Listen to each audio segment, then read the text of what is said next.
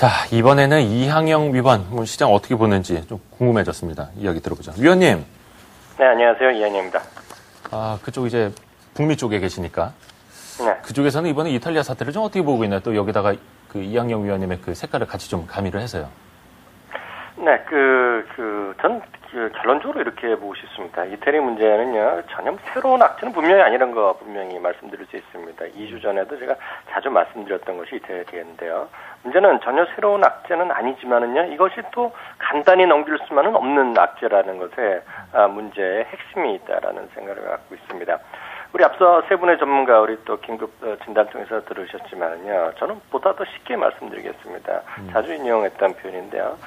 그리스도 중요하고 포르투갈도 중요하고 스페인도 다 중요하지만은요, 이태리는 그 모든 나라도 훨씬 큰 나라는 점의 문제죠. 우리나라 G20 회장 국가지만은요, 그보다 더 줄여 있는 것이 G7 아닙니까? G7 국가의 한 자리를 당당하게 차지하고 있는 것이 이탈리아고요. 예. 유로존 국가에서 3위의 경제 규모를 차지하고 있는 나라가 바로 이탈리아입니다. 수출이 워낙 많은 나라죠. 이런 것들이 바로 이탈리아의 현재 문제라는 생각을 갖고 있습니다. 그것이 정말 재정적으로 얼마나 심각한지 어떤지는 제가 다 알 수가 없는 노릇이지만요. 시장에서의 어떤 두려움이나 이런 것은 분명히 우리가 갖고 있다는 생각을 갖고 있습니다. 그러니까 지금 당장 그리스에 비유할 정도로 좀 위험한 상황 그런 거는 아니라는 이야기잖아요. 네, 그렇습니다. 예. 그러니까 조금 불치병은 아니지만 좀 고질병에 가까운 이렇게 해석을 하고도 싶습니다. 제 입장에서는요. 지난번부터 계속해서 이야기해 주셨던 지지선이 한 2100에서 2120까지 좀 올리셨었잖아요, 최근에. 네네. 오늘은 장중에 이제 이탈이 되어 있습니다. 어떻게 해야 됩니까? 네네. 2120선 이탈했기 때문에 물량은 조금씩 리스크를 관리를 해야 된다는 생각을 갖고 있습니다. 최소한은 50%를 갖고 하셔야 될 것 같고요. 원래 전력대라면 2070, 90에서 물량을 늘리셨을 텐데요. 70에서 90% 정도로 계속 말씀드려왔는데요. 50에서 70% 정도로요. 조금은 물량을 줄이셔야 된다는 생각을 다시 한번 확인드릴 수 있어 보입니다.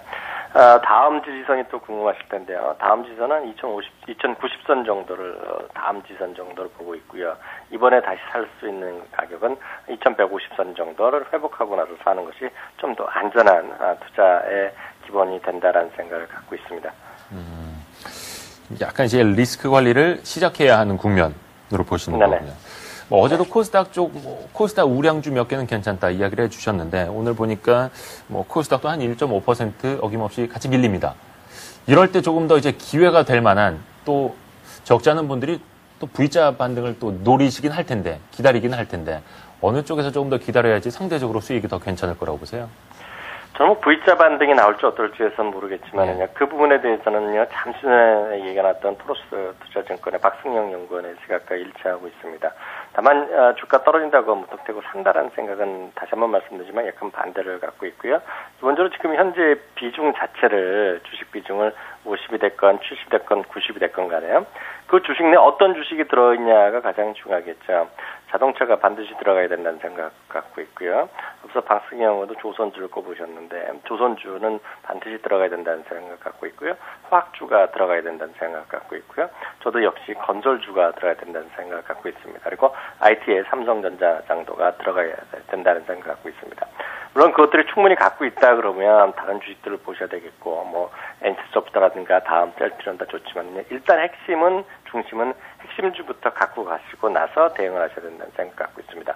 하나 더 확인드리면요. 세상에 어떤 주식도 시장이 이렇게 밀릴 때 내 주식만은 올라가겠거니 하고 어떤 주식만은 투기적으로 올라갈 수 있다는 생각하는 것은 약간은 좀 잘못됐다는 생각이라는 생각 갖고 있습니다. 그러니까 역시 포트는 비중은 좀 줄이더라도 필수적으로 가져가야 하는 업종 내 또 종목은 끌고 갈 수밖에 없는 거고요. 네, 그렇습니다. 많이 이제 반복적으로 이야기를 해 주셨는데 다시 한번 정리해 보면은 자동차 중에서는 역시 현대차. 네. 그리고 조선에서는 화학 중에서는 LG 화학을 계속 그렇죠. 말씀드리고 LG 화학 있고요. 그리고 정유가 네, 괜찮다는 조선에서는 GS. 현대중공업입니다. 그렇죠. 정유는 GS 말씀을 해주셨었고 네, IT에서는 건설에서는 GS건설이 가장 좋아 보이네요. 네, IT에서는 역시 삼성전자. 네네, 그렇습니다. 알겠습니다. 자, 마지막으로 한마디 정리를 해 주신다면 어떤 이야기를 해 주시겠어요? 네, 시장은 조금 위태로 본 건 분명 사실이지만요. 그렇다고 해서 너무 더 걱정할 필요도 없다는 생각 갖고 있습니다. 50에서 70% 정도 갖고 있고요. 조금 더 여유 갖고 계시면은요. 7월 중순 정도 되면 모든 것들이 중국이라든가 미국에서 조금 회복될 가능성도 있다고 봅니다. 다만 시장에서는 미국 시장에서의 어떤 그 입장이 여전히 전략가들이 많이 헷갈리고 있죠. 가장 안 좋은 경우는 이제 데드캣 바운스라는 표현을 쓰는데요. 미국에서는요. 죽은 고양이도 떨어지면 다시 튄다는 것인데 그게 지난 2주간에였다라는 시각도 분명히 있다는 것이죠. 다만 그거보다는 여전히 미국 경기에 대한 장기적인 희망을 갖고 있다는 전략가들이 조금 더 많다는 것을 분명히 말씀드릴 수 있습니다. 그러니까 지금은 결론적으로 죽은 고양이가 땅에 떨어졌다 튀는 건 아니라는 거죠? 그렇지 않았기를 기대하는 거죠. 알겠습니다. 자, 이항영 위원의 이야기 들어봤습니다. 고맙습니다. 네, 감사합니다. 예, 감사합니다.